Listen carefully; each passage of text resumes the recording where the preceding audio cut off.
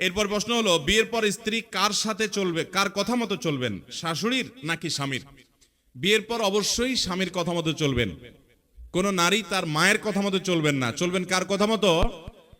মা তার মর্যাদা অনেক বেশি, সন্দেহ নাই, কিন্তু বিয়ে হওয়ার পর তার মা বা বাবা আর স্বামী দুজনের কথার ভিতরে যদি কন্ট্রাডিক্টরি হয়, সাংঘর্ষিক হয়, একজন নারী কি করবেন? তার প্রথম চেষ্টা হবে সমন্বয় করার, যে কোনো একজনকে বোঝানোর যে তুমি একটু ছাড় দাও, তাহলে তার ঝামেলা দূর হয়ে গেল। যদি কোনোভাবে সমন্বয় করতে না পারেন, তাহলে তুমি স্বামীর নির্দেশ মানবেন, কারণ বিয়ে হয়ে যাওয়ার পরে তার অভিভাবক হলো কে? স্বামী।